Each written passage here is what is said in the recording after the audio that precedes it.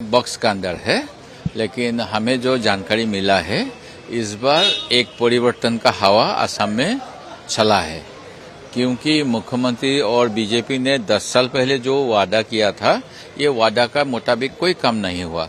जैसे हमारा यहाँ का आसामीज आदमी का मेन एक इशू था जो आपका घुसपैठिया, और इसको निकालने के लिए 1971 का मार्च महीना का काट ऑफ डे के आसाम एकॉर्ड था। बीजेपी विजन डॉक्यूमेंट में डाला था 2014 का जो इलेक्शन का पहले कि जाति माती भेटी रक्षा करूंगा और आसाम एकॉर्ड को अच्छा से लागू करेंगे। लेकिन क्या हुआ, सीएए लाया, 2024 तक का घुसपैठी के लिए यहाँ का रास्ता खोल दिया था। तो इसी हिसाब से जैसे हमारा बाढ़ बढ़ा इशू है तो फ्लड एंड इरोजन का नेशनल प्रॉब्लम बोल के इसका सॉल्यूशन के लिए कुछ बोला था।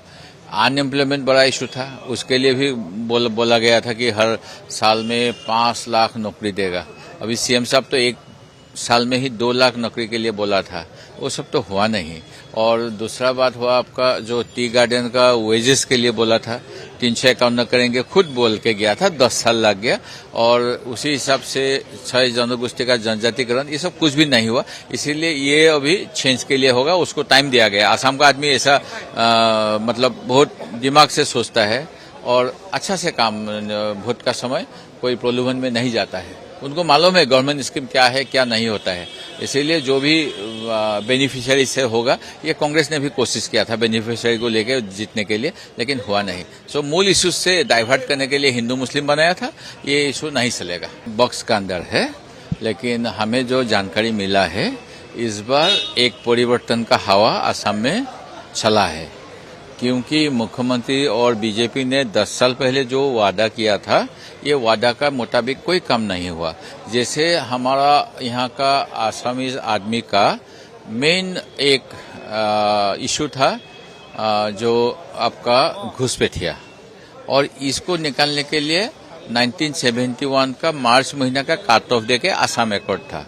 बीजेपी विजन डॉक्यूमेंट में डाला था 2014 का जो इलेक्शन का पहले कि जाति माती भेटी रक्षा करूंगा और आसाम एकॉर्ड को अच्छा से लागू करेंगे।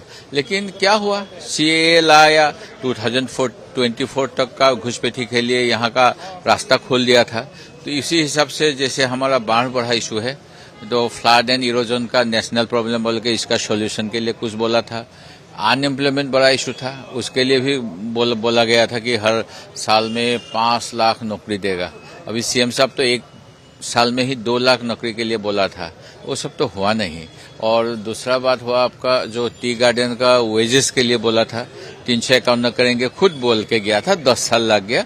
और उसी हिसाब से 6 जनगोष्ठी का जनजातिकरण, ये सब कुछ भी नहीं हुआ। इसीलिए ये अभी चेंज के लिए होगा, उसको टाइम दिया गया। आसाम का आदमी ऐसा मतलब बहुत दिमाग से सोचता है और अच्छा से काम, वोट का समय कोई प्रलोभन में नहीं जाता है। उनको मालूम है गवर्नमेंट स्कीम क्या है क्या नहीं होता है।